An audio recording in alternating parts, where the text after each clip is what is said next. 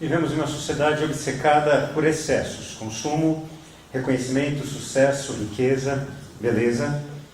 Isso acaba gerando ansiedade, estresse e profundas frustrações.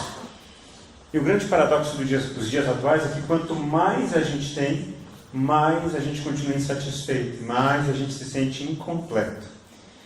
Se por um lado há pessoas que estão à procura de simplicidade, aquele movimento que eu compartilhei um pouco com vocês no domingo passado, do minimalismo, por outro lado, há os acumuladores compulsivos, gente que não consegue se livrar de coisas. Mas o pior tipo de acumulador compulsivo é o tipo de gente que fica acumulando ressentimento, mágoa e todo tipo de sentimento ruim. Gente que não consegue se livrar daquilo que complica. E complicação, que é diferente da simplicidade, complicação gera confusão, e confusão gera isolamento.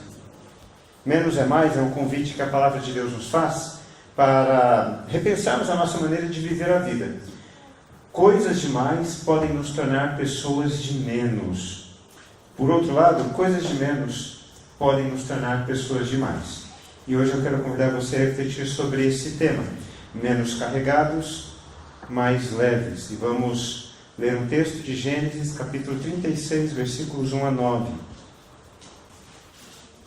Enquanto você encontra o texto na sua Bíblia, nós vamos projetar o texto daqui a pouco, eu quero situar vocês no contexto. Todos vocês sabem que Gênesis 36 fala da história de Esaú. E todos conhecem a história de Esaú e Jacó, irmãos gêmeos, que desde o nascimento estão em guerra, estão brigando. Na verdade, Jacó está brigando com Esaú. Jacó, desde pequeno, ouve essa história. Você quis ocupar o lugar do seu irmão. E Jacó assume essa história como verdadeira. Só que Esaú ouve a história também de uma outra forma. Esaú ouve essa história da seguinte maneira: o seu irmão quer ocupar o seu lugar. O seu irmão quer passar a rasteira em você. O seu irmão quer puxar o seu tapete. O seu irmão quer ocupar um lugar que é seu. E aí a gente aprende na história contada na igreja e na escola bíblica dominical que Jacó era abençoado por Deus e Esaú se tornou um homem amargurado. E ele tinha motivos para ser um cara amargurado. E eu vou contar um pouco para vocês. Para o judeu era muito importante a questão da bênção. O judeu acreditava que quando um pai declarava uma bênção sobre o filho ou sobre a filha, aquela bênção aconteceria. E vocês lembram que chegou aquele momento em que Jacó não apenas enganou o pai, Isaac, mas Jacó enganou o irmão também, Esaú. Esaú foi caçar e Jacó aproveitou o momento para se fazer passar por seu irmão para obter a bênção de seu pai que estava para morrer. Então o pai dá uma bênção preciosa para a vida do seu filho mais velho, achando que fosse o filho mais velho, mas na verdade era Jacó, cujo nome significa enganador. Quando Esaú volta da caça e sabe disso, ele volta desesperado à tenda de seu pai, e ele fala assim: pai, e agora não era eu, era meu irmão. Aquilo que o Senhor tinha destinado como bênção foi para o meu irmão. E o pai Isaac diz assim: eu constituí o seu irmão senhor sobre você, e sobre todos os seus parentes. Tornei servos dele, e a ele eu declarei uma bênção de profunda abundância. O que é que eu poderia fazer por você, meu filho? E Esaú então pede ao pai: meu pai, o Senhor tem apenas uma bênção. Abençoe-me também, meu pai. E aí então, Esaú chorando em voz alta, o pai Isaac completamente consternado, dá a seguinte bênção: Um homem pode ler em voz bem alta a bênção de Isaac a Esaú, por favor? Sua habitação será longe das terras férteis, distante do orvalho que desce do alto céu. Você viverá por sua espada e servirá seu irmão. Mas quando você não suportar mais, arrancará do pescoço o jugo. Se é que pode chamar isso de bênção, essa maldição, ela está em Gênesis capítulo 27, 37 a 40. Esaú foi enganado pelo seu irmão. O pai a quem ele tanto amava, ele tinha um relacionamento muito bonito com seu pai, também foi enganado pelo seu irmão, e agora, em função disso, o irmão é abençoado e ele é amaldiçoado por aquele a quem ele mais amava. Nesse exato momento que acontece isso, Esaú jura o seu irmão de morte. Então a mãe fala assim para Jacó: saia daqui antes que aconteça um desastre maior na nossa família.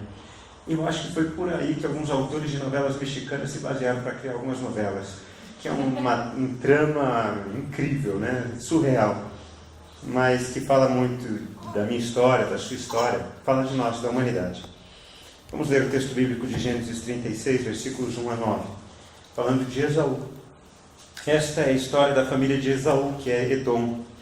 Esaú casou-se com mulheres de Canaã, com Ada, filha de Elon e Tita, com Olibama, filha de Aná, e neta de Zibeão, o Heveu, e também com Basemate, filha de Ismael e irmã de Nebaiote. Ada deu a Esaú um filho chamado Elifaz, Basemate deu-lhe Reuel, e Olibama deu-lhe Jeus, Jalão e Corã. Esses foram os filhos de Esaú que lhe nasceram em Canaã. Esaú tomou 2 mulheres, seus filhos e filhas e todos os de sua casa, assim como os seus rebanhos, todos os outros animais e todos os bens que havia adquirido em Canaã, e foi para outra região, para longe do seu irmão Jacó. Os seus bens eram tantos que eles já não podiam morar juntos. A terra onde estavam vivendo não podia sustentá-los por causa dos seus rebanhos. Por isso, Esaú, que é Edom, fixou-se nos montes de Seir. Este é o registro da descendência de Esaú, pai dos Edomitas, nos montes de Seir. Nós vamos agora então fazer isso. Vamos comparar a bênção de segunda categoria que Isaac deu a Esaú e aquilo que o texto bíblico diz que aconteceu com Esaú. Porque isso é muito importante. No meio evangélico há uma ideia de que há poder nas nossas palavras. O que a gente declara acontece. Será? Será que é bem assim?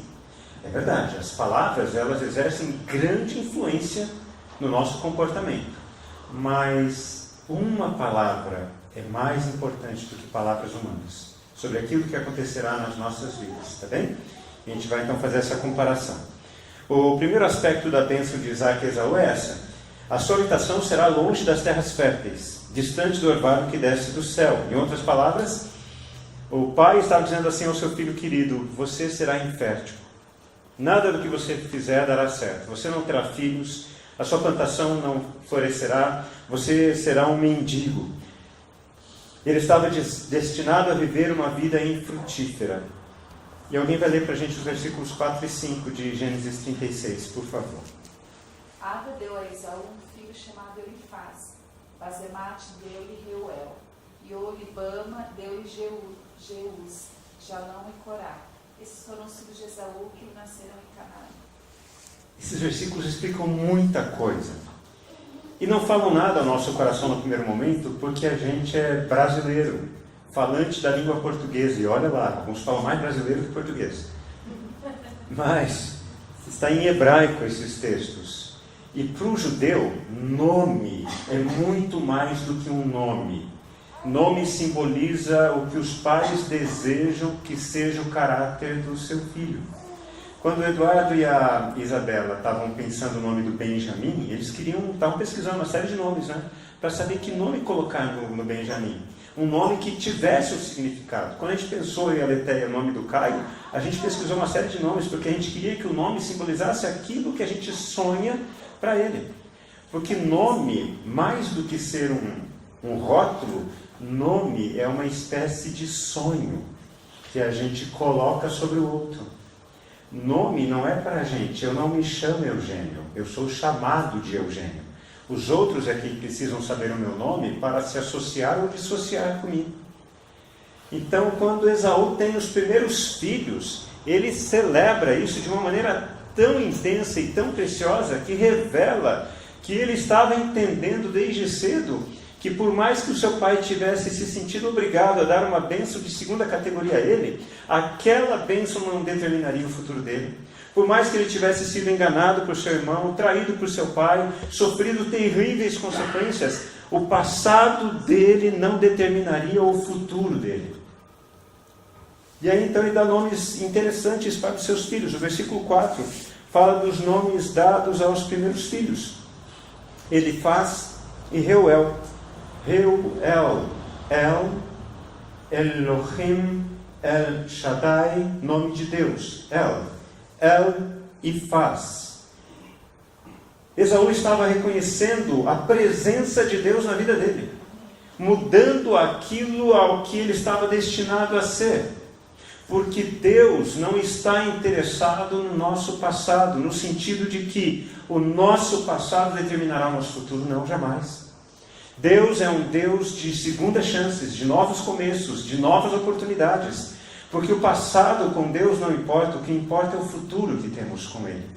Elifaz significa Deus é ouro, Deus é precioso, Deus tem um valor inestimável. E Reuel significa amigo de Deus. Um homem que havia sido praticamente expulso de sua família, tinha sido enganado, tinha sido traído, tinha perdido tudo aquilo que ele julgava ser importante, foi destinado a ter um futuro trágico. Esse homem percebe que há algo mais intenso do que as determinações humanas: a palavra de Deus. E se Deus não disse nada daquilo pela boca de seu pai, nada daquilo se cumpriria na vida dele. Porque o que importa não é o que as pessoas falam sobre a gente. O que importa é o que Deus fala sobre a gente. E eu quero que você, enquanto estiver aqui refletindo, que você faça pequenas visitas ao seu passado. Há palavras que foram ditas contra você, há atitudes que tiveram contra você, há injustiças que você sofreu, há traições que atacaram a sua vida. Que você olhe para trás e olhe para hoje, para ver o quanto aquilo não teve o poder e a influência que as pessoas acharam que teria acabado a sua vida, que você não teria mais chance nenhuma. Porque o que importa não é o nosso passado, o que importa não é de onde partimos, mas o que importa é como reagiremos a tudo isso. E Esaú reagiu de uma forma bela. Ele reagiu reconhecendo que Deus estava no controle da vida dele. Quero que você olhe bem para mim.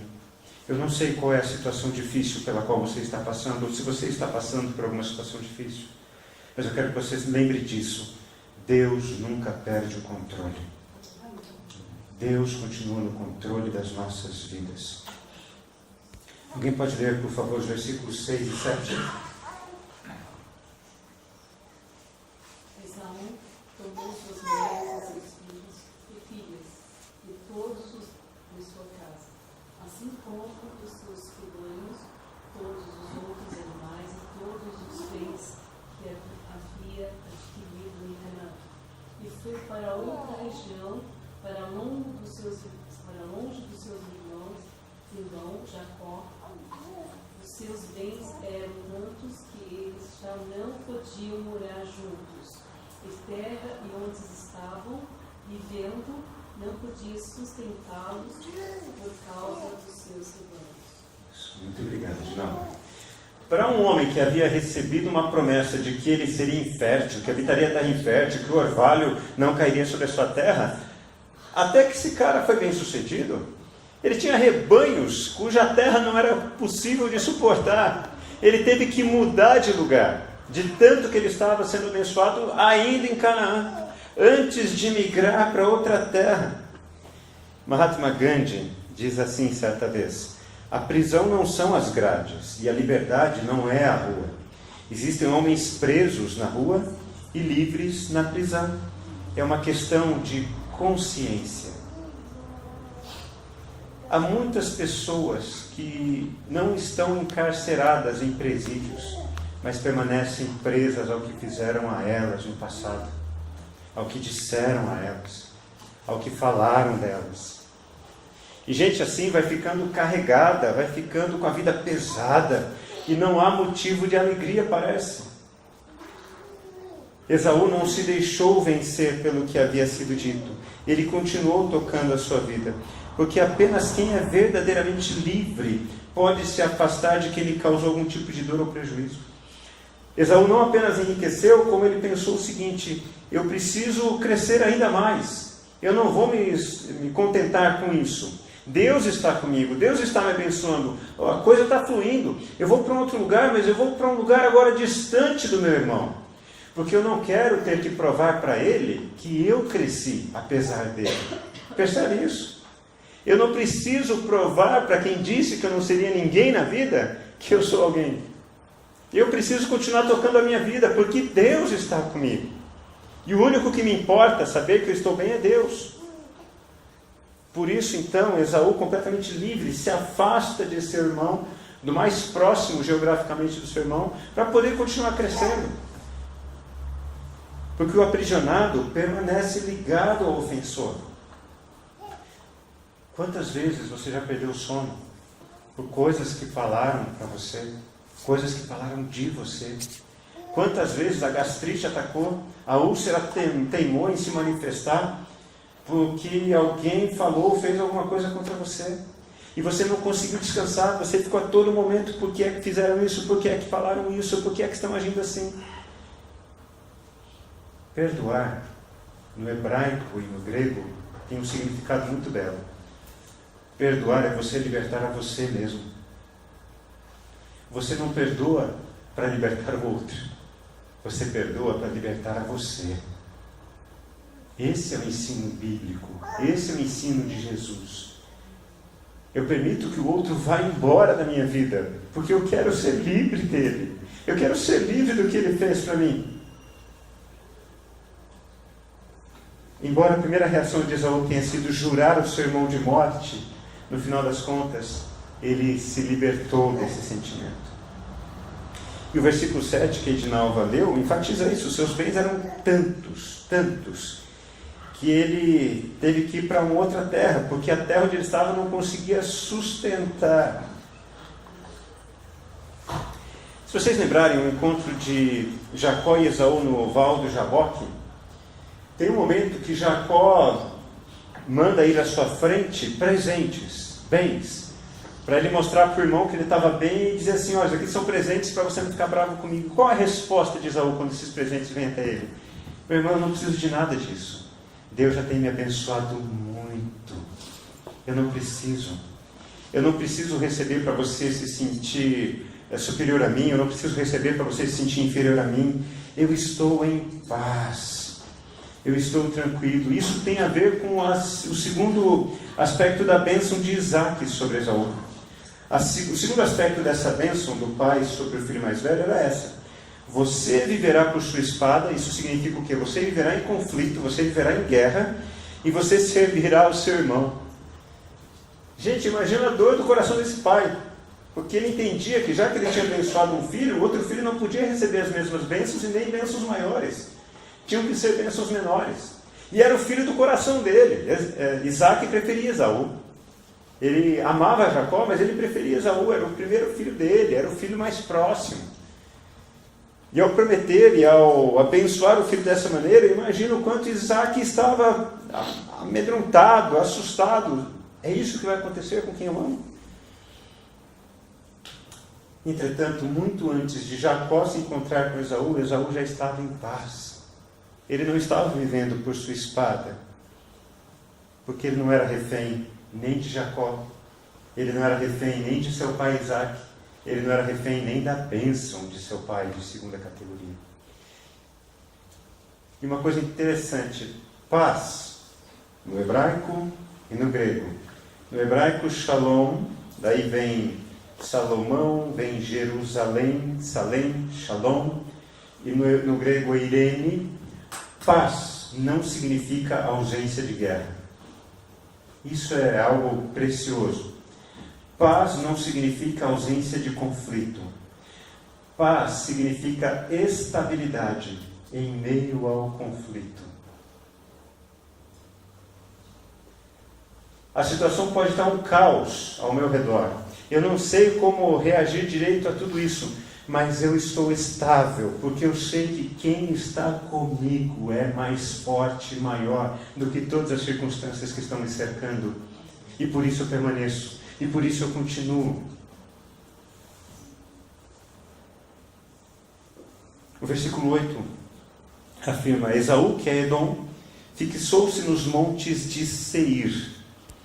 Além dele ser profundamente abençoado em Canaã, onde o pai dele disse que ele seria terrivelmente amaldiçoado, onde ele não cresceria, onde ele não prosperaria, ele sai de lá e vai para uma outra região, o Monte Seir.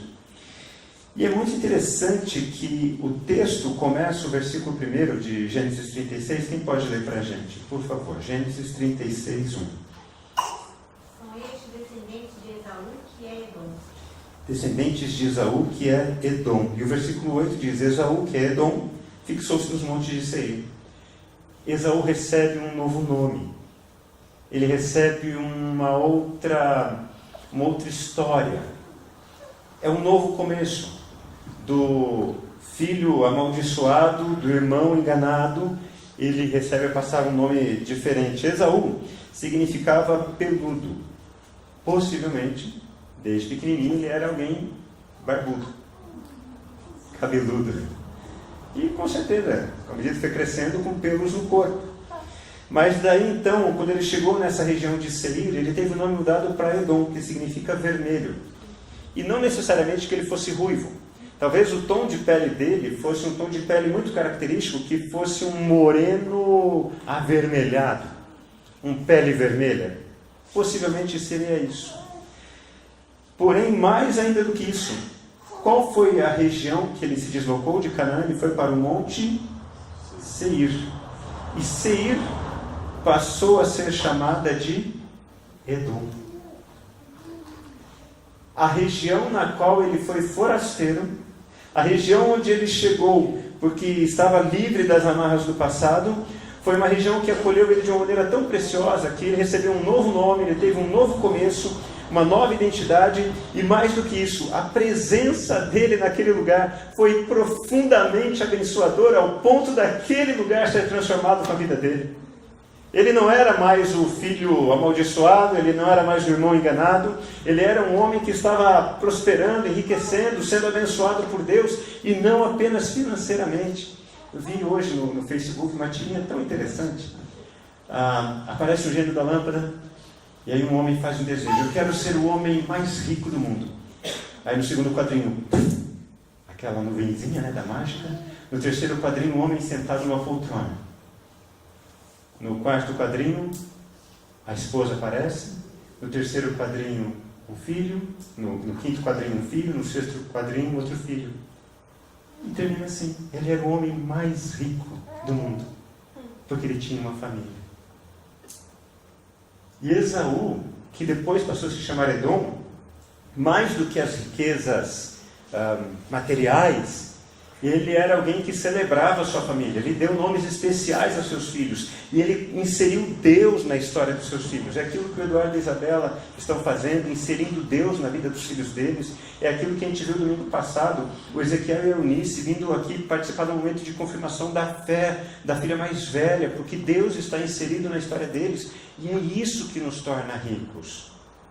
Riqueza não tem nada a ver com valor monetário no banco. É óbvio, ninguém é tolo, ninguém é louco de sair rasgando cédula. É bom ter dinheiro. Mas ter dinheiro sem ter Deus, sem ter uma família, sem ter paz, é tormento. Esaú foi tão profundamente abençoado por Deus, e ele tinha consciência disso, que ele transformou a região na qual ele passou a viver. Aquele lugar não chamava-se mais Seir, mas passou a se chamar o nome que ele recebera, Edom. Algumas pessoas permanecem aprisionadas no passado e acabam construindo a sua identidade com aquilo que aconteceu no passado. Gente que fica amargurada porque foi abandonada. Gente que fica magoada porque não foi valorizada. E fica presa àquilo e não consegue florescer, porque acha que o passado continua sendo presente. Mas não, gente. Nessa noite, a partir da história de Esaú, que você seja tocado pelo Espírito de Deus para se livrar de tudo aquilo que está sendo empecilho na sua história de vida. Não importa o que aconteceu no passado, e quando eu digo não importa, não quer dizer que não tem valor. O que eu estou querendo dizer é que não tem força, não tem poder sobre a sua vida. Porque quem está em Cristo é nova criatura, as coisas antigas já passaram e tudo se fez novo. Se não se fez novo, você não está em Cristo. Você está na igreja. Você está atrás de um pastor. Você está atrás de um líder. Você está atrás de uma comunidade. Mas você não está em Cristo. Porque quem está em Cristo participa de coisas novas. C.S. Lewis escreve da seguinte forma: embora a prisão deles esteja unicamente em suas próprias mentes, eles continuam lá. E têm tanto medo de serem ludibriados, de serem enganados de novo, que não conseguem livrar-se.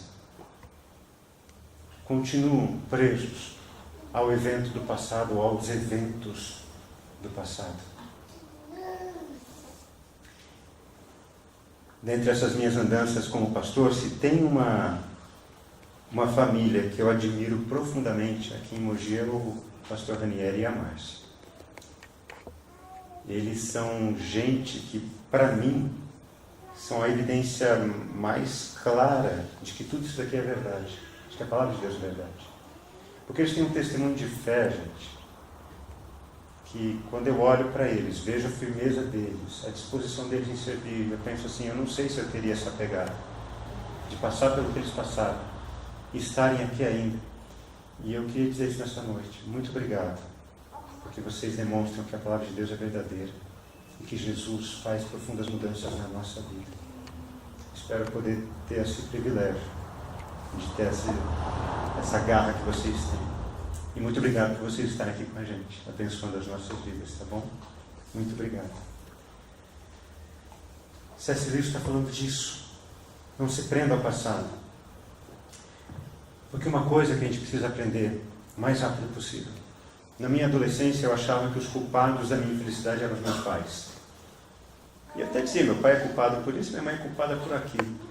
À medida que fui crescendo, fui conhecendo um pouco mais a vida deles, que pai e mãe têm a mania de não se abrir muito aos filhos, né? Não falar dos seus traumas, das suas lutas.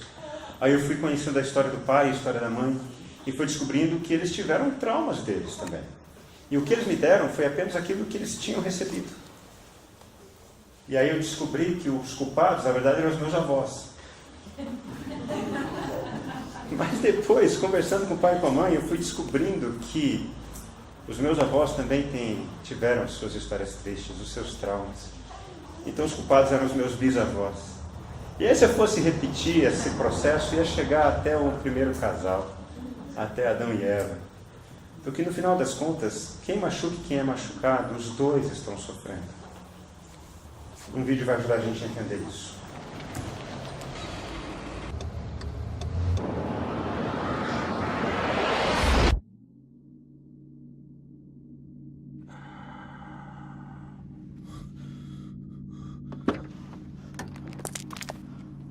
Mate, oh, I'm so sorry. I thought there was time. He's just pulled out. I don't have time to stop. Oh, come on, mate. It was a simple mistake. I know if I was going a bit slower. Please. I've got my boy in the back.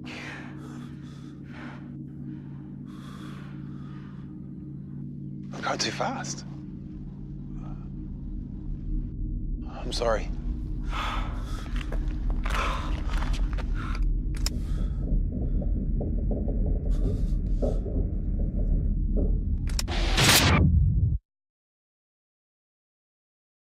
Outras pessoas cometem erros. Vai mais devagar. Isso serve para tudo, não só para trânsito. Quando alguém pisar na bola com você, vai mais devagar. Ela teve motivos, podem ter sido motivos justos ou injustos. Mas lembre o seguinte, você já feriu pessoas. Você já machucou pessoas. Querendo ou não querendo. Vai mais devagar. Porque quanto menos carga a gente trouxer, mais leve a gente vai ser. O último aspecto da bênção de Isaac sobre Jacó foi: quando você não suportar mais, arrancará do pescoço o jugo. Imagina um pai ter que abençoar o filho dessa maneira. Você vai estar tão assoberbado da vida, meu filho, que vai chegar um momento na sua vida que você vai querer tirar a própria vida. Que raio de bênção é essa? A bênção de Isaac a Esaú incluía isso. Incluía tirar a própria vida.